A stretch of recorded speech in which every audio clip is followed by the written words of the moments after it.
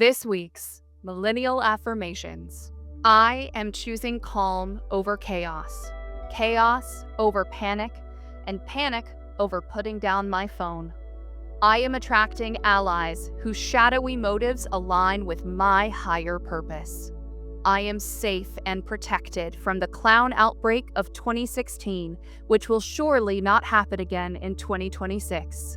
I am patiently improving myself, one unrealistic Instagram morning routine at a time. I am finding out what happens if I choose not to give up.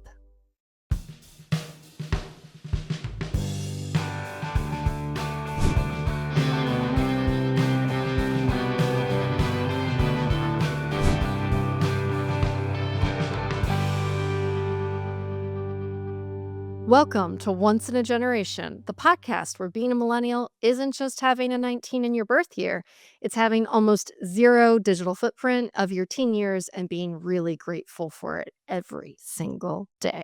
We're your hosts. I'm Chase, he, him. Liv, she, her. And Katie, she, her.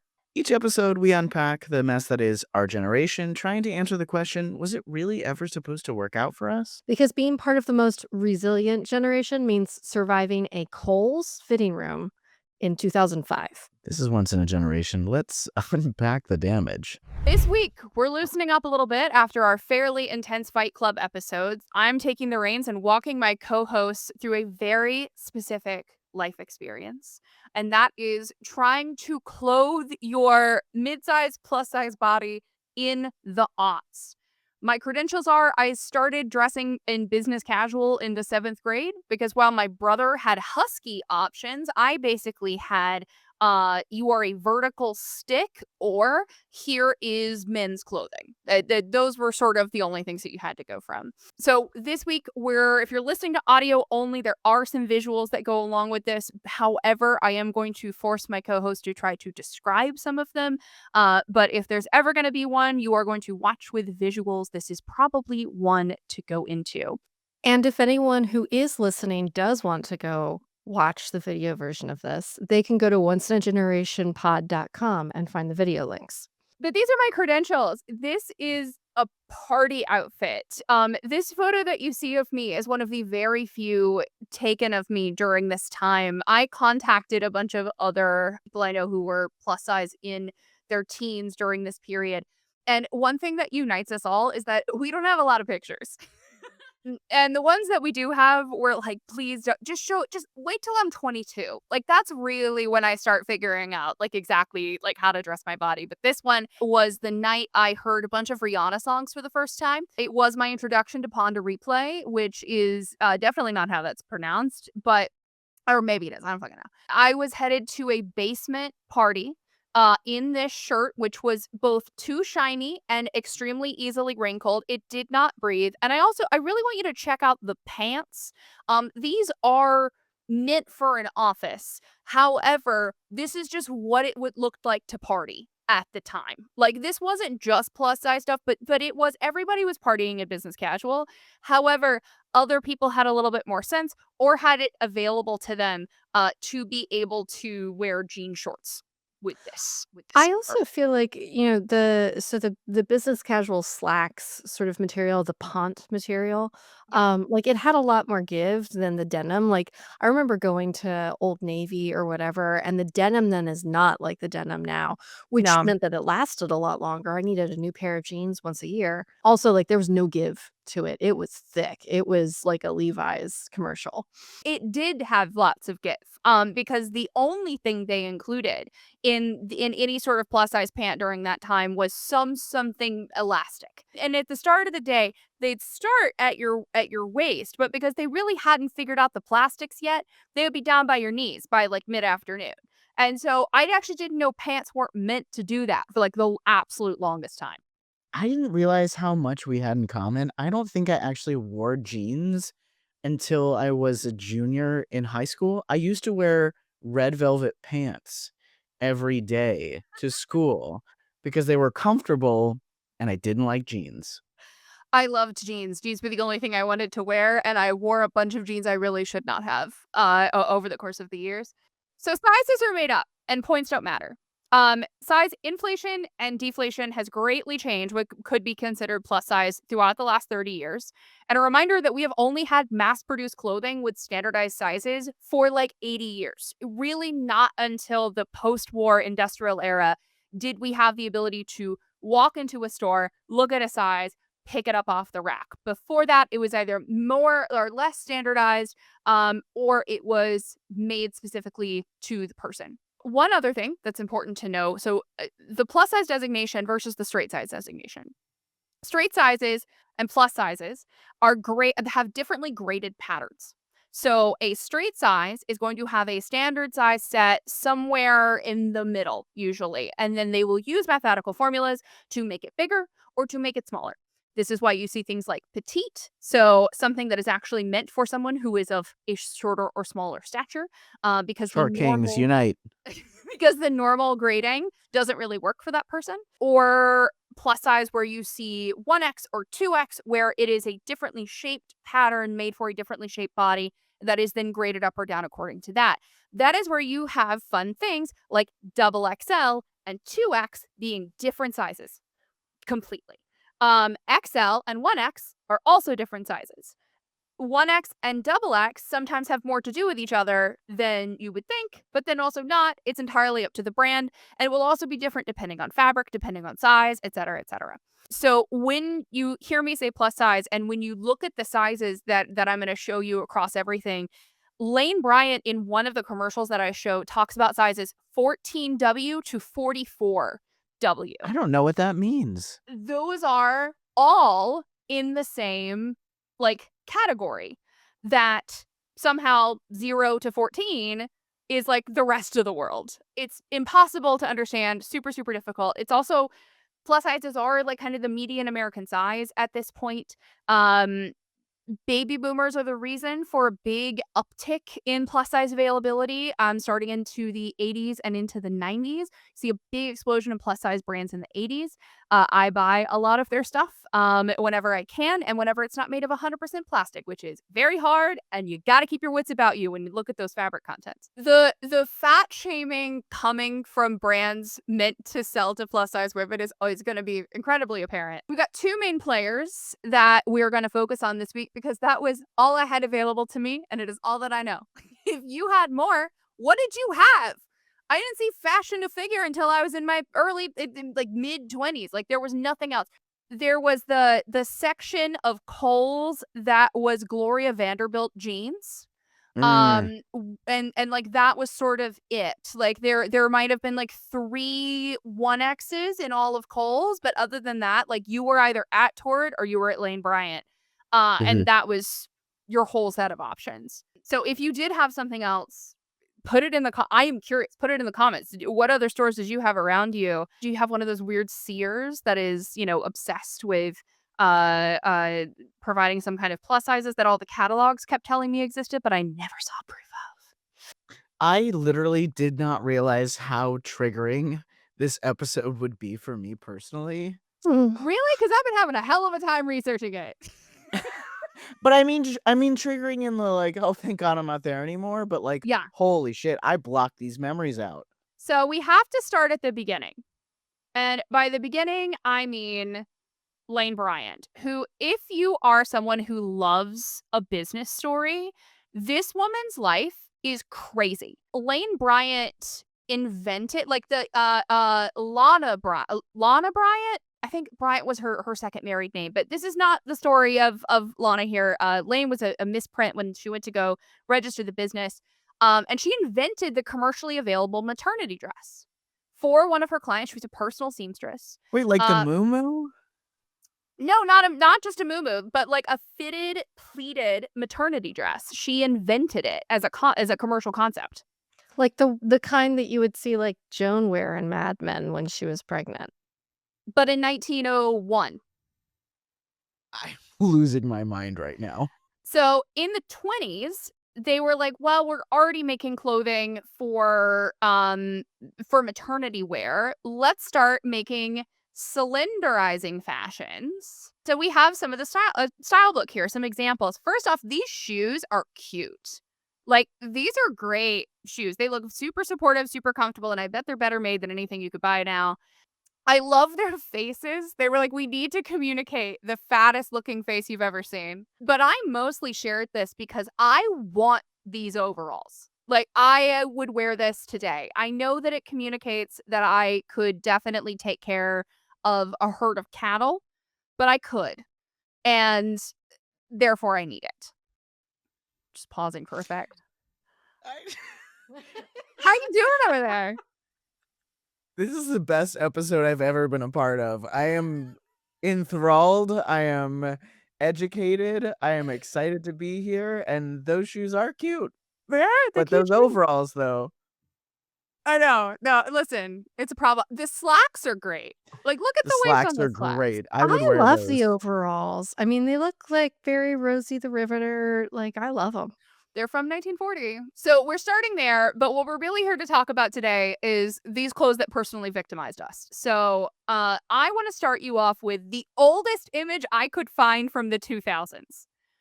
Now, I want you to pay attention for a minute to where I got this picture and the description of it on eBay. An unbelievable amount of what helped me find a lot of these earlier images was from listings that I think are are sexual on eBay.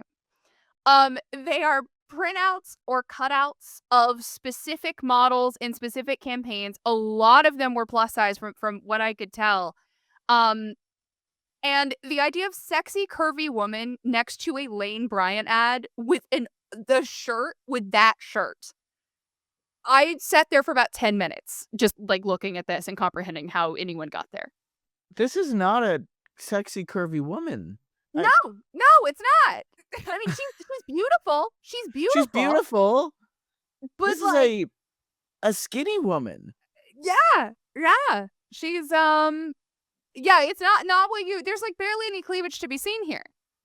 I mean, she's got thighs, which, in 2000s, no one had thighs if they were a model. But Does she? Does Where's she, her leg Katie? coming out of? I don't know. Uh, I also wanted to point out the gray brown slack. There were colors of slacks at Lane Bryant that that color only exists at a Lane Bryant. It's neither gray nor brown. It's some awful combination of the two. And I've owned every single pair of them at some point in my life. Same. I don't have the same plus size story as you do, but I am also triggered by this jewelry and t-shirt here. Yeah. I'm like, this is how my mother would she would shop for me. Well, not shop for me, like, I got to go shopping, but, uh, I wasn't allowed to buy, like, tank tops or anything like that till I went to college, and so this is the sort of stuff she would have had me buy because she wanted me to look like a small adult, um, and, like, the chunky necklace that says, like, I'm a 50-year-old museum patron, like, it just no. So if anyone's got $8 to spare, as of this afternoon, date of recording August 27th, it is still available. So I want to make sure one of our listeners gets it. But as of June Oh 2002, my god. we get Torrid. Horrid. This is roughly what this image looks like on the Wayback Machine, by the way. Like it's extremely pixelated. It's very bad. But Torrid was a spin-off company of Hot Topic. There's some story about how it all started with Halloween costumes and ended up kind of spiraling to something a little bit bigger. I hear all these stories about their original locations out in California that apparently they were really great, especially in person, and it was a good company to work for too. All of their in-person stores as of 2025 are planning to go out of business, and honestly, they deserve it for what they did to the leggings. Justice for pre-2018 Torrid leggings. They were bulletproof and they lasted forever. Justice. But it's very sexualized. In 2002, it was very interesting to go back and like look at the original Torrid stuff and then kind of over the course of all these images, see it be increasingly let's just cover all that up. Well, as we get post 9/11, as we get further and further post 9/11, it's more wrist length things. However, by March of 2003, we have some things that I have personally worn and tried on. So March 2003, I have tried on this exact top, the blue casual suede top, which is a kind of fabric that I would not wish on my worst enemy on their best day. And specifically this kind of like sleeve action where it's a there's a top bit of the sleeve and a bottom bit of the sleeve and a tie bit of the sleeve, and somehow that is sexy. Like the wrist area, that's was what we're allowed to kind of draw attention to. As well with, our swing dress here, which I also believe I have tried on, which did look like you were going to your grandmother's funeral and you were gonna be the one in the casket. Well, because the only time you ever need to dress up is going to a funeral or a court date. I mean, that's what these photos are telling me.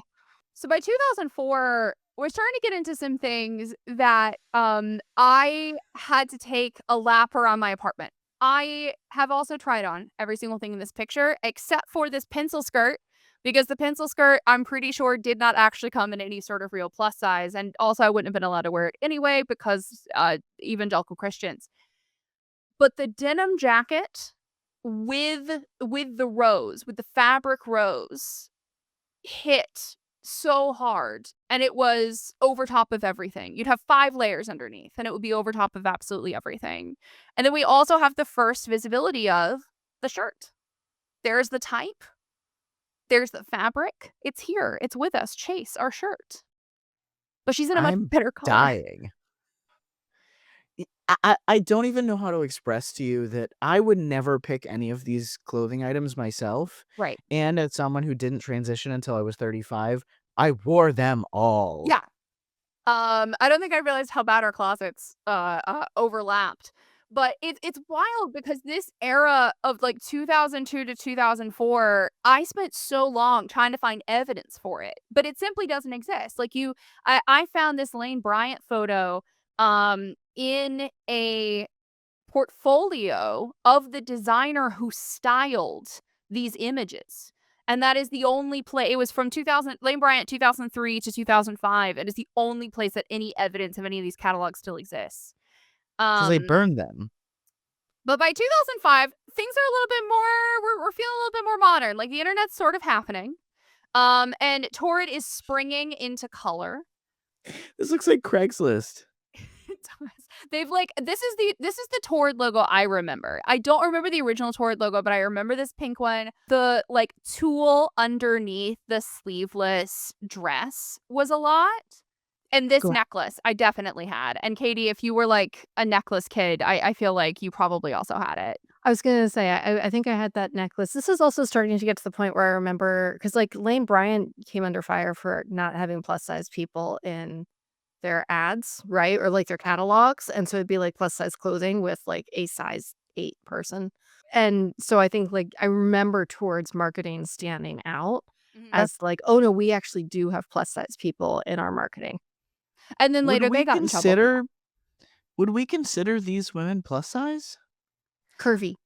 Yeah, I I think they would go wouldn't. curvy. I would go curvy, yeah. It gets I mean, there's some incredible things happening here that I do wanna pull out and pay attention to, in terms of fits.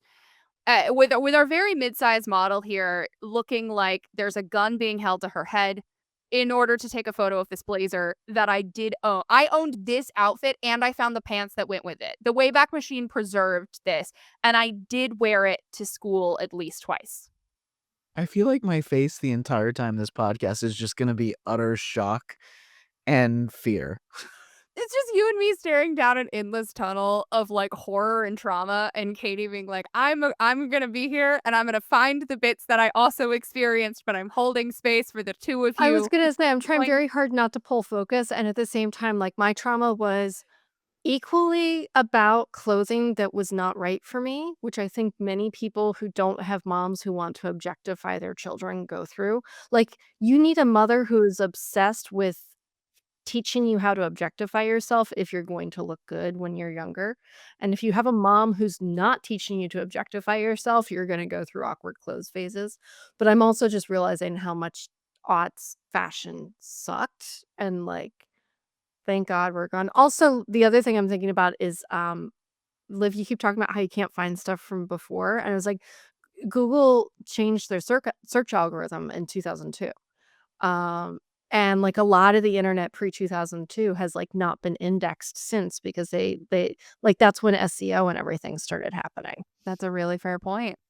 Um, yeah, Sorry, I there's a def lot of ramble. no, No, I you're fine. love that. I definitely would not have been able to find, the flat black buckle shoe that had elastic all around the edges of it that unfortunately the big image was not preserved, but the imprint they left on my feet certainly was for a number of years. And yet, Katie, I think the difference is, I think this is good to address, that that this was all there was. Like, that's the key difference, I think, Mhm. is that it all sucked. Yeah, it sucked at this end of the spectrum, but it was also like when you would show up and there would be like other plus size like girls or teens in an area, you would all have on the same outfit. Like Jason and I having the same shirt. Like it was just what you had. And it was not even necessarily like even plus size or like mid size. It was every, like, lesbian too who was, like, forced to try to do, like, femme at all always seemed to end up at Lane Bryant, because Lane Bryant was like, "Oh, suiting. Okay. Like, this is the place where you could buy a femmier suit when you're built like a linebacker. Like, here are your options." I feel like there are like, the negative space conversation in this is, like, how which I really don't wanna have because, again, I don't wanna pull focus Oh, from whatever. this, but, No, like, full I focus. feel like the negative space conversation here is that, like, this was all that was available for, you know, uh, anyone growing up plus size, but also for anyone growing up who, like, their parents were like, "We're not gonna sex up our daughter," fashion-wise or, stuff like that, and so I think what's forming the negative space here is how sexualized fashion became for kids in the aughts. Um, to the point where, like, when I look at photos of myself when I was younger, I was like, "That looks like a normal kid." Whereas when I look at fashion now for kids who are, like, 8, I'm like, "That girl looks like she's trying to be an adult." And I know I sound like Grandpa Simpson shouting at the sky right now, but I just remember, like, my mom wouldn't let me go shop at certain places because it was hypersexualizing young kids. And so I think that is also like, the complementary conversation here is, like, the weird turn that fashion for adolescents took in the '90s and 2000s as well. There's been a whole collapse of tween as a demographic that I think really started when I was 13 and everyone around me was wearing a blazer. Like, everyone was trying aggressively to be an adult as early as possible in a way that was, like, very professional sometimes, because we were trying to be taken seriously, but then also was there were more varying sizes available of much more adult clothing. It was like the Delias and Limited Twos of the world, which were not necessarily plus size friendly, but, like, those places were the tween fashion, right? Where it was, like, um gender affirming if you were femme or that you were forced to wear, right? But also, like, it wasn't overly sexualized yet, whereas, like, when I wanted to be sexy and I knew I wasn't allowed to be, I wanted to go shop at, like, Express or Forever 21 when they first opened, right? And those were the places that my mom was like, "No, no, no." And but, like, Delia's went out of, business, so did Limited too, right? Like, um, space to hold for tweens being tweens instead of sexualized young adults kinda disappeared. What do we think now about the fact that places like Hollister and stuff are bringing back 90s fashion for that, like, subsect? As an advertiser, I get it because you have already tested your way into marketing those products and you know what works. So it is easier to holistically launch them as their own trend. You already have all the patterns, you already know how to source all of those materials. It's a plug and play way of making more money off of a trend that is already existing. What I think will be interesting is, for how long is that sustainable? Are there trends from 2019 that we're gonna see in 2029?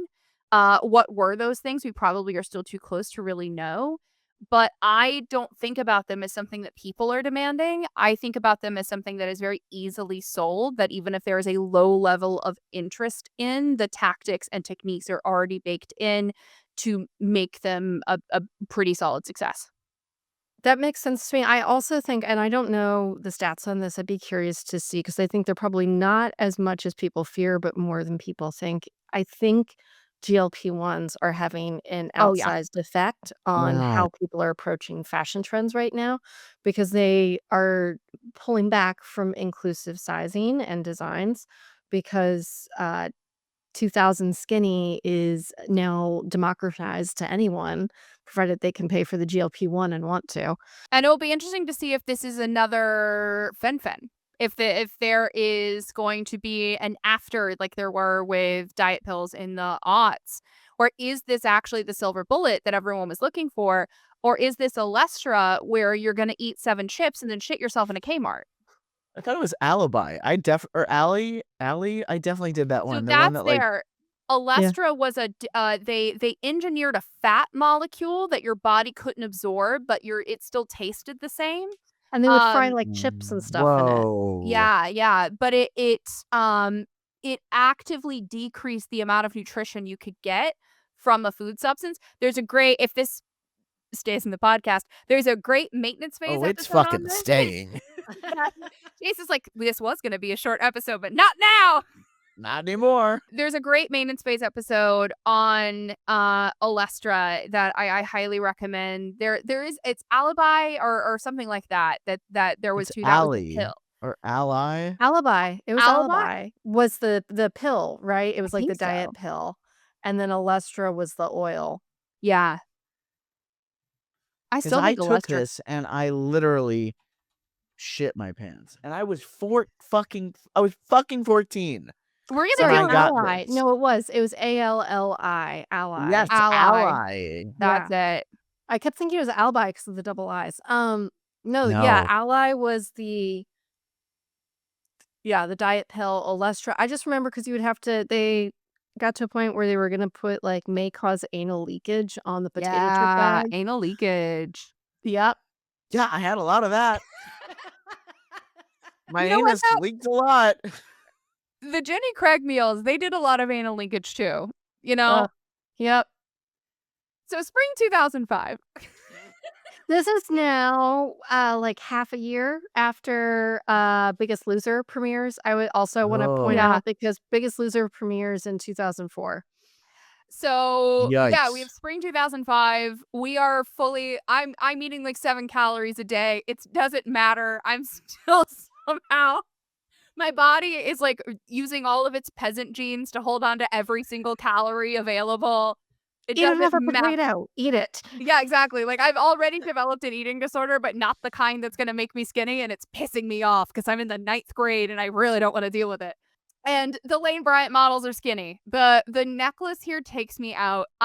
This jacket, I think I really wanted it really bad. I don't think I ever actually got it. But this is Isn't such a that basically what you want to wear every time we go to Ren Fair? shit. Fuck you, dude. We found the era she went to the cosplay labs. No, it's really not. Maybe it's just where it's cemented. Like it's the last maybe 2005 was the last time until like 2018 that I decided to look at clothes. Maybe that's what happened. But meanwhile, so we have spring 2005 from Lane Bryant, but meanwhile there's something different going on with Torrid, which is that Torrid has realized that teens can have hips too. And they start to there aren't a lot of photos from this era. This is really a dark era between the two brands. But there are in the bits of the website that you can see and find, there are things that all look like they belong on Ashley Tisdale. That's what I was gonna say. Is that Ashley Tisdale? It's meant to be, for sure. There's a big focus on Halloween costumes across both Torrid and Lane Bryant. Anytime I can kind of access things that are not even close to the fall. There's a couple like Februaries that have links to Halloween costumes, which I find really fascinating. Like, I want to know more based on this about um the Halloween plus size world. Like, how is it much bigger than the regular plus size world? Who knows? But yeah, so Torrid has realized that teens exist and would like to dress them, please. We would like all that millennial money. I want to introduce you to the worst outfit I've ever worn in my life. I owned both of these. I wore them together. I loved this shirt. I loved this shirt. I have owned maybe 3 or 4 other shirts that look just like that shirt. In retrospect, I was just gay and needed a way to deal with that. But I definitely didn't need to pair it with the flared khaki stretch capri.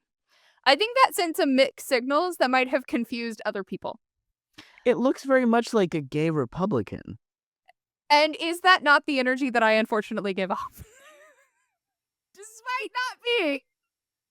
That being said, I wore the same fucking outfit.